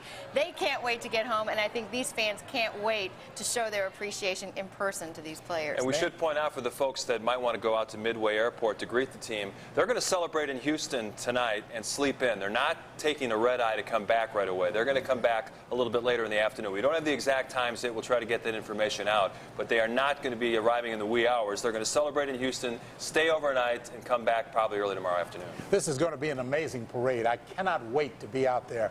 And as a matter of fact, I never thought it would ever happen here in Chicago. Isn't that something?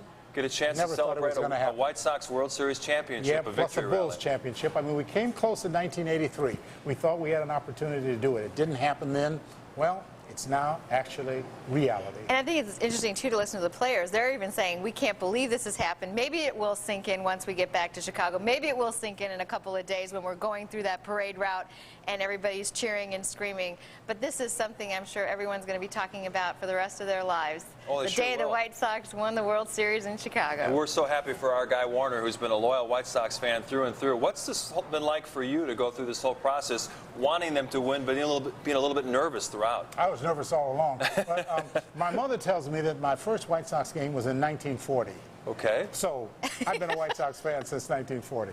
And you were there in person on Sunday when it was so cold and rainy, and they win the game on Scott Besednik's home run. That's right. I kind of knew we had it then. That was it. We knew it then. Yeah. Let's go back to Amy Jacobson in Houston and see what she's got for us. Hey, Amy. Hi, guys. Well, I am with Jeff Blum, who, if you didn't stay up to watch the game last night, hit the game-winning home run. And you're still flying high from that, I imagine? Yeah, I haven't slept yet, so let's just keep the party going. You know, early this morning we managed to get that Game 3 win and put ourselves in a position to win the World Series. And guys went out and did it tonight. And now we're bringing home a ring and a trophy to the city of Chicago. Now, you mentioned that when you were a kid, you used to play wiffle ball with your brothers and pretend that it was the World Series. Yeah, no, yeah, I was telling everybody. You know, I've had 100+ at bats in the backyard facing my brother with a wiffle ball, dreaming about this situation, but. My imagination isn't even good enough to tell you what happened last night and what happened today. What was it like, though, knocking that out in your old ballpark? That was pretty bizarre.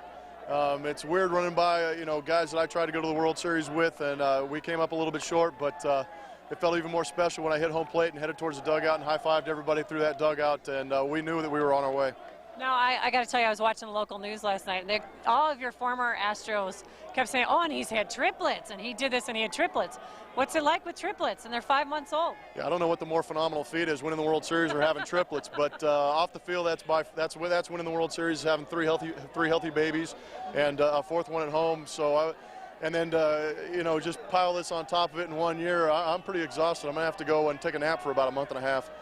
I might want to take one too. All right, thank you so much, Jeff, and congratulations to you, and enjoy your family in the off season. I will. Allison and Warner, back to you. Thanks, Amy. I think everybody can relate to that story, and especially you two guys. I'm sure you were in the backyard playing wiffle ball as well, picturing that, you know, it's the bottom of the ninth and bases are, you know, looking for that big run, and he did it. Imagine that. Because, you know, they always have this division of the White Sox, the south side and the north side. And that is true. It is a reality that that's the way it goes. So on the south side, of course, we were all White Sox fans, and we were White Sox players, and we wanted to be like White Sox, and that was the way it was. Folks on the north side wanted to be like the Cubs. That's Chicago. And think how many youngsters are being inspired, even more so tonight, watching these players, and they have been such an amazing team to watch. And more such great importantly, guys. they have been such gentlemen. There is no question that they have It's been a such classy gentlemen. group. There's no question about it. And it's interesting that Jeff Blum was the only move that the White Sox made at the trading deadline. They were in first place, way ahead in their division. People thought, we need one more bat to get us over the top. A lot of speculation that the White Sox might try to trade for Ken Griffey Jr., who was rumored to be available from the Cincinnati Reds. Well, they weren't able to make that trade. They get Jeff Blum, and people are going, well, is that all we're going to do? Well, Jeff Blum had one more postseason homer than Ken Griffey Jr. did, and it turned out to win a game and propel them to a world championship. So it worked out just great. And how poetic that he used to be one of the killer bees, and he ends up being one of the guys that helps him out. He was an important part of that team. He was a starter on that team for a while, ended up getting traded to San Diego, and then he was shipped off in a trade where Brandon Backey, tonight's starting pitcher for Houston, wound up coming to the Astros. So kind of a roundabout You almost way. need a flow chart to keep track of where everybody's been and going. But 7 degrees of Jeff Blum, but he's a World Series hero, and he's Chicago's World Series hero, and he fit in very well. A switch hitter, can play all the infield positions. He'll probably be a part of this team for a couple of years to come. Well, of course, the Sox did get lucky, and everybody's going to be talking about the business that the Sox got lucky. But not only they're lucky, when you're good, luck comes your way, and they showed it tonight. Well, you create your own breaks. When you have good pitching and defense, you keep the game close, you have a chance to win the game. If you're losing by 5 or 6 runs, you got no shot. One of the frustrations that Kenny Williams and Ozzie Guillen had during the days when they were a slugging team built around guys like Carlos Lee and Maglio Ordonez, they'd win a lot of games 11-2, but then they'd turn around the next day and lose because they didn't have the pitching and defense to sustain a winning streak. Now they have great starting pitching, and this is a team that's built to stick together for a lot of years. Most of the guys guys are under contract with the exception of Paul Konerko. Hopefully they get Konerko re-signed. This is a team that has some staying power and should be a contender for championships in the years to come. I'm glad you said this. This is a magic year for the Sox, of course. But these are young guys. I mean, when you think about it, young guys, Jenks, 24 years old. The manager only 41 years old. So you got a very young team.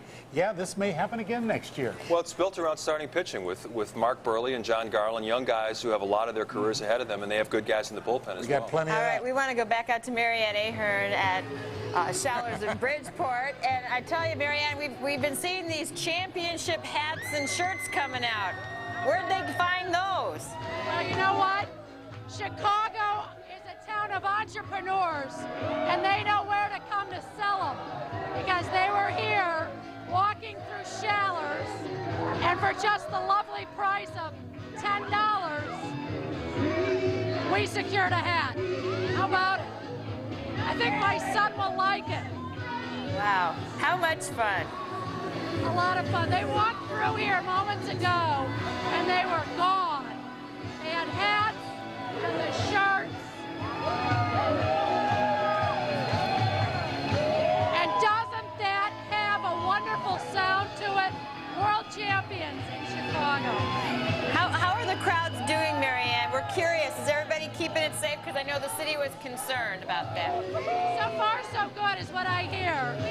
Now, here, of course, when the cameras are on, they're a little rowdier. There's a wonderful parade going on up and down Halsted Street, just outside here. But it does appear from all that we've seen to be a safe and fun celebration. You gotta love that Journey song playing in the background. Steve Perry's got a whole new life coming at him. The revival of Journey. There has never been a community more deserving. Right. I'm just kind of wondering, though, who has to go to work in the morning. Wonder who's going to make it to work in the morning. They may have to go, but who knows if they're going to make it. I don't think anybody cares at this point. No. Have fun. And we're looking at some more fans outside U.S. Cellular Field. And again, this crowd, we've been watching them tonight. Lots of jumping up and down, probably trying to stay warm because it is a bit chilly out there. And they've had some rain. But everyone just looking like they're having a great time celebrating the Sox big victory. Let's go back to Ryan in Houston. Ryan, can you hear us? All right, we're here with A.J. Pierzynski. He used to be public enemy #1 in Chicago. And look, the little Pierzynski. Ava? Ava, yes.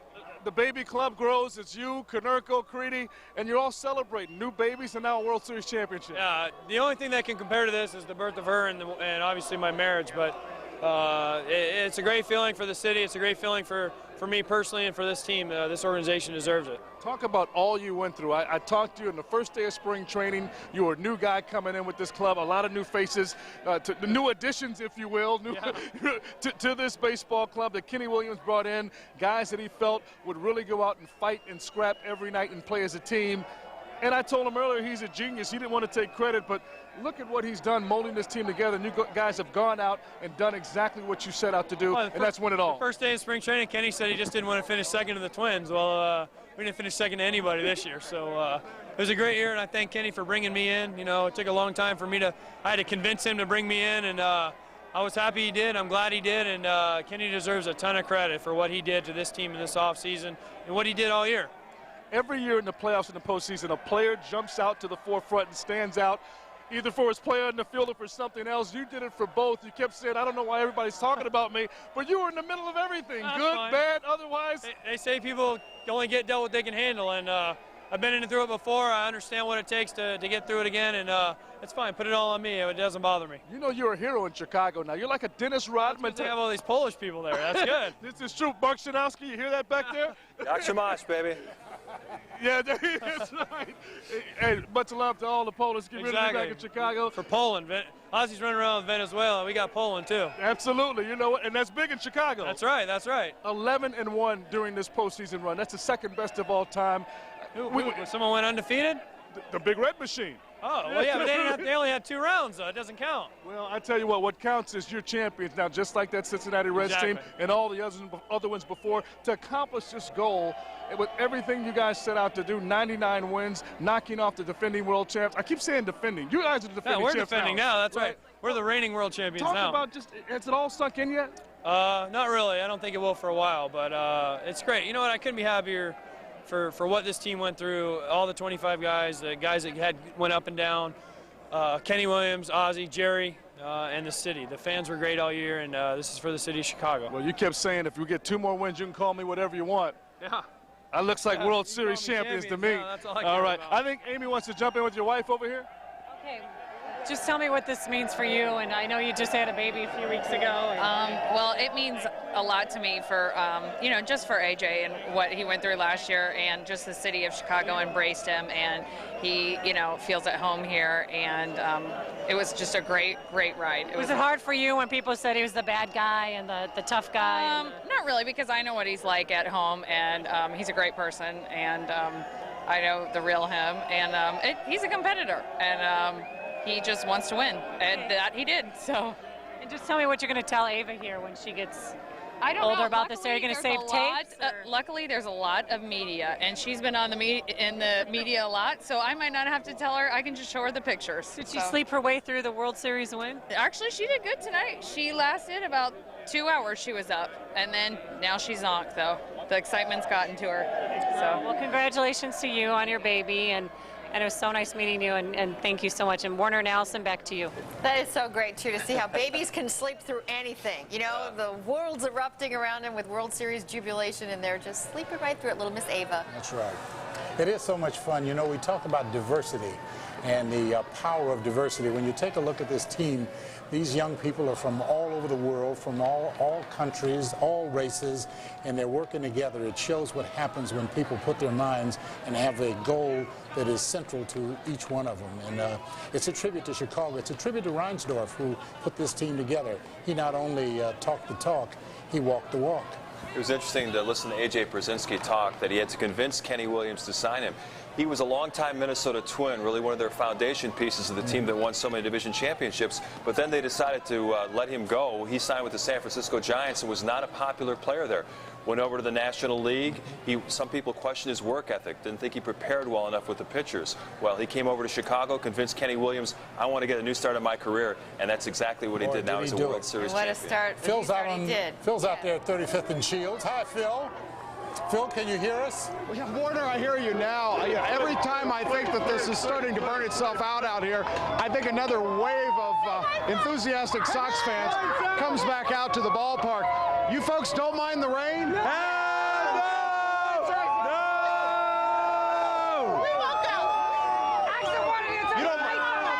Why do you want to be out here so bad? Oh, the Sox in Chicago!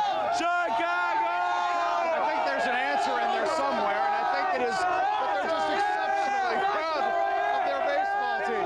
I can tell you that it is raining harder than ever out here. I think the crowd has actually gotten larger in the last half hour. I don't know. Allison and Warner, maybe if we go home, they'll go home. I think they like those bright lights. They can just meet up with these same folks. We're now live. Phil Rogers, NBC5 News Live at U.S. Cellular Field. Maybe it's Mother Nature's way of showing her joy. Champagne flowing from the skies on the Sox fans. You know, I don't know whether you know the answer to this. I'm just wondering whether television goes to Cuba and whether they saw the World Series in Cuba. No, actually, there were stories about Jose Contreras' brother had to sneak off and try to find a place where he could listen to the game on shortwave radio. Castro will not allow the broadcast of the World Series games into Cuba. And Jose Contreras and El Duque Hernandez were big stars on the Cuban national team. And now, in their greatest moment, winning the World Series championship, their native countrymen can't see it. Well, I'll tell you, I was in Cuba several years ago with Governor Ryan, and I got to tell you something. The Cubans are pretty resourceful people. I just got to bet you somewhere along the line there were some televisions going, and they had this World Series on. And what a great moment. And what a great moment. And if anything, there will be stories that will be told over and over again for generations to come of the game that was. That is true. Such a great night for everybody. What a wonderful night for all of us, for everybody. It's a wonderful night. It's a wonderful night for Chicago. And I think no matter what side of the town you are on, you can't help but enjoy this kind of celebration. Even Cub fans will give their grudging respect because this was a team that played it the right way. All right, we're going to go back to Ryan Baker now in Houston. Hey, Ryan. Well, we see Jermaine Dye, the MVP, Paul Konerko saying his goodbyes. And the party is wrapping up here at Minute Maid Park, but trust me, it's going to go on all night long in Houston. Jermaine Dye, who are you looking for? I'm mom and dad. My mom and dad, the World Series MVP. To celebrate that moment with them, what's it like? Oh, it's just special, unbelievable. It's something that they probably dreamed for their son their whole life, and it's just a special moment. Hold up that MVP trophy. Let the people in Chicago see that. This is live back in Chicago. Jermaine Dye. Oh, listen, he's already talking trash to you. You should have won. Better give me the car, man. I just want to go to Disney World. It's for everybody. Hey, I just want to go to Disney World so I can go home. You gonna let everybody drive that car? Yeah, anybody can drive it. It's special. I didn't expect to get a car out of it, but I'm just happy we won, and it's a special moment for everybody. Jermaine Dye is as cool as he come. I don't think I've ever seen him sweat or get wet in 4 championship celebrations. You're a little dead with champagne, but he just keeps it cool. How do you stay so calm and cool? Well, that's just the way I am. I mean, I don't get too high, I don't get too low. Just believe in myself and just go out there and have fun and enjoy playing Major League Baseball, and just it's just a dream. Lifelong dream come true. I got a feeling when you guys get back to the Westin, you're going to let loose a little bit. It's going to party all night before you guys get on that plane and go back to Chicago. Oh, definitely. I may not sleep tonight. I don't think you will. Congratulations again, Jermaine. It's been a pleasure all year. Jermaine Dye, a trooper. Hey, Alan Thomas, strength and conditioning coach for the White Sox. He's been through so much this year, so much personal tragedy. Seriously, you had almost a life-threatening situation, cellulitis in your leg back in North Carolina. Was that what it was? Yeah. Back in North Carolina, a gas explosion, your home blew up. The teammates, and there really are teammates right. here. This is a family. The players on the team took up a collection to help you and your family out in the time of need. You were able to rejoin the team for the playoff run. How special is it for you with everything you went through personally, all the tragedy, to now be a part of this World Championship celebration? Like you said it just now. It's just a family. Unbelievable. From one color spectrum to the other color spectrum, this is unbelievable. And everybody bands together, sticks together. It starts with Jerry Reinsdorf all the way on down. I mean, he flew 2 plane loads of employees down here to celebrate. I mean, everybody truly is enjoying this moment together, not just the Jermaine Dyes and the A.J. Pierzynskis and Paul Konerkos, the superstars out front. That's right. That's how we surround ourselves around these type of people like this. Good things happen. All the way from Jerry all the way down to the guy who cleans the shoes. Well, Alan Thomas, you've been a real pleasure, and I'm very happy for you with all you've gone through personally with your family. And I see your kids running around here enjoying the moment. They've forgotten all about losing their home tonight, didn't they? That's right. That's right. Let's take it back to Chicago, man. All right. Thanks a lot, Alan Thomas. That just sums up what it's like, what it's been like covering this White Sox team. And I said this, and I really noticed this back in Tucson, Arizona during spring training. I've been around a lot of championship teams that won, and teams that don't win. And it's that old intangible called it. You can't put your finger on it and describe what it is all the time, but you know it when you see it. And I felt pretty confident the White Sox had that back in spring training, that there was something different about this team. They had that intangible, that chemistry, that cohesiveness to stick together and be champions. And here they are tonight. As I said, the fans have left Minute Maid Park. The team's about to leave as well, but they're going to party all night. They're expected back in Chicago tomorrow about 3 o'clock. They'll leave Houston about 12:30 tomorrow, I'm told. And I may not sleep tonight. I don't think I'm going to do. It's been a pleasure, an absolute joy covering this team. Let's go back to you in Chicago. It's been fun watching it, too. Yeah. Well, the one thing you can say, there is no I in team, and they do show it. They demonstrate what a team can do. Well, as we talked about throughout, no superstars on this team. It's greater than the sum of the parts, the old expression in baseball that doesn't take superstars to win a game, it takes a team, and they exemplify the attitude of their manager, Ozzie Guillen. Kind of interesting, back in the offseason when they come up with the advertising campaign, Win or Die Trying, grind your ball. That's exactly what Kenny Williams said when he made the trades, when he traded Carlos Lee, a slugger who made the All-Star team, to Milwaukee for Scott Pasednik and Luis Vizcaino. He wanted guys who were grinders, who would battle to the 9th inning, would not give up, and that was the essence of the team. Throughout this, they would not give up no matter what the situation. All right, we want to check in on the fans again. Our Rob Elgis is hanging out at Bourbon Street Bar, and they're still partying at this hour. Hey, Rob. Hey, how are you? They are still partying. I found, you think this doesn't mean a lot to those lifelong Chicago White Sox fans? Tell me about this picture right here. This is a picture of my dad, lifelong fan. He's up in heaven, and this is how he's looking up in heaven, baby. He's loving it. He's loving it. I think that gives you an idea of just how many people are so enthralled by what the White Sox did and so excited by what they did. You have a rally sock. What is that all about? Oh, I got this at opening day. Oh, you kept it? I've never washed it, and it's not going to get washed till next year. Well, I hope she's also never worn it if she's never watched it. What an atmosphere here. Things are not lightening up night. Everybody's got their good luck charm, and it's nice to see everybody still partying safely. What a magic night. Let's go back to Phil right now on 35th and Shields. Hi, Phil. Hi, Warner. You know, the one thing I'm really impressed with is that we've covered a lot of Bulls championships. We've seen a lot of damage and destruction and craziness in this city. And from what we can tell out here, this is one group of fans that are really celebrating happily and safely and within the bounds of normalcy. This gentleman desperately wants you to see his new tattoo. This is the official Chicago White Sox championship tattoo. And this man is now an official tattooed Chicago champion. So here we are. We have a world championship team. Warner and Allison, we are saying words we never thought we'd say in our career. We are reporting from a ballpark of a Chicago baseball team that has won the World Series. Phil Rogers reporting live from U.S. Cellular Field. All right, we're here with the man who mans the hot corner, Joe Caridi. What an unbelievable postseason for you. Game-winning homers, game-winning hits. Now you're world champions. Unbelievable, ain't it? You were just telling me a second ago, you still can't even conceptualize what's happened here. No, I can't. I mean, I feel like somebody's going to pinch me. I'm going to wake up from a dream. I mean, it's something you always think about when you're a little kid, and, for it to come true, I mean, what an awesome feeling. Are you going to take this uniform off? Most of your teammates have left the field. You guys are heading back to the west to do some party down for sure. You going to sleep in this thing? I don't know. I want to right now. I'm ready to walk back to Chicago. I can't get there fast enough. I want to go there and party with all the fans. Are you going to really join in? You're going to go back to the Windy City and let it go? Absolutely. I mean, what better city to deserve this? I mean, Chicago's got great fans. It's a great city, and, they definitely deserve this. It's been almost a century since Chicago could call itself the home of a baseball champion. The Chicago White Sox are that now. Unbelievable. I mean, they deserve it. I mean, this is for them. Do you feel like the city's going to embrace you now as their team? I hope so. I mean, I don't know what else you got to do if they don't embrace us for winning the championship. I don't know what else you got to do. All right, Joe Caridi, thanks a lot. Congratulations back to you in the studio in Chicago. Thank you, Ryan. Well, it has been one heck of a night. A reminder to stay with NBC5 for more on the Sox return home on our news at 5 a.m. Plus, be sure to join NBC5's White Sox celebration. It will be live at Studio 5 tomorrow morning at 11 a.m. It will be complete with cheerleaders and Sox memorabilia. Yes, there's more fun to come. We also want to give you a programming note that Jay Leno and Conan O'Brien will air in their entirety later tonight. We want to thank you for joining us tonight. And as we say goodnight, this is the stuff that dreams are made of. So we're going to leave you with some of the milestones from this amazing postseason for the White Sox. Congratulations. Good night, Chicago. Congratulations. There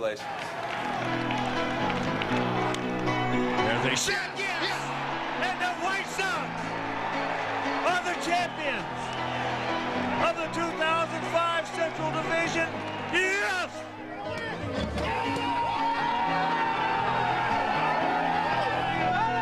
Just a city above, born and raised in South Detroit. He took the midnight train going anywhere. It's this one to left center field. Back it goes, back, gone! Boy, what a first inning here for the White Sox. A 5-spot against Matt Clement in Boston. Oh, this might be right. Way back, long ball again by Chicago. The Petsednik adventure has set sail. Off speed, Graffinino. Oh, no! Through his legs, everyone's safe. Aim is changed in a heartbeat. Driven long and hard to left field. Gone! Give any team, certainly a good team like the White Sox, extra outs, it's going to kill you.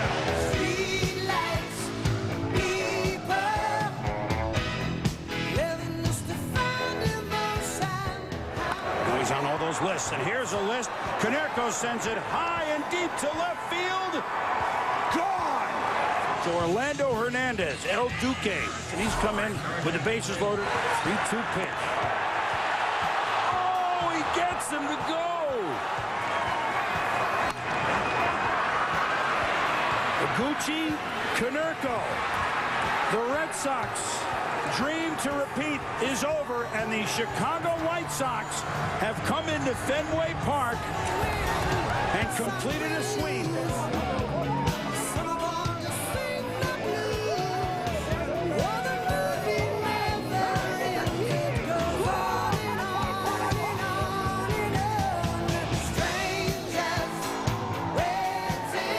We got a good roll going right now. You know, nothing's set in stone, but we got a pretty good feeling, pretty good group of guys, and they're going to have to tear the jerseys off our back to get us to go home. Escobar, another strikeout. Pierzynski is going down to first. The home plate umpire has now made a call and safe, and the Angels are already off the field. And that's into the left field corner. This ball is off the wall. The White Sox have won. This controversy will go on and on and on. Breaking ball is hanging, and Konerko bangs it. Left center field and gone. 3-0 White Sox here in the first. In the air to right. Dye is there, and the White Sox behind John Garland take game 3, 5-2. And that's a shot into left center field. Konerko trying to do it, and back-to-back nights he's gone deep. 2-run homer last night, 3-run shot tonight, 3-0 White Sox. Garcia to the right side, Iguchi to his left. The dominance continues. Garcia wraps up the third consecutive complete game for the Chicago White Sox starting staff. Off Escobar's backside. And they call him out. And it looked like Escobar tagged him with a glove and had the ball in his bare hand. You're right. I think they're going to get help on this. Ground ball to first. The White Sox have won the pennant.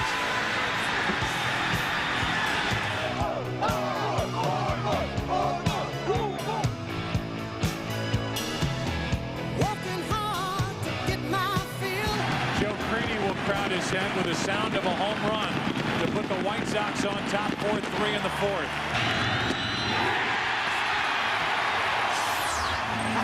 And he makes the sign to the bullpen, give me the wide, tall guy.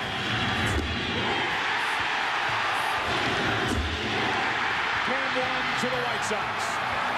Konerko up, and he rips one into left. Konerko, grand slam. Podsednik hits one to deep right center field. Back at the wall. This ball is gone. And the White Sox win it 7-6. Pierzynski in the air to center field. That ball is popped. This ball is up against the wall, and the White Sox are going to take the lead. World Series history. Blum hits it into right, down the line. It is gone.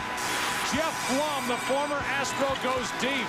Get Jermaine Dye. That's up the middle, and the White Sox take the lead. Burke pops it up. The catch is made by Uribe. Run at second, 2 out. Palmeiro over the head. Don't stop believing. Hold on to that feeling. Street light people.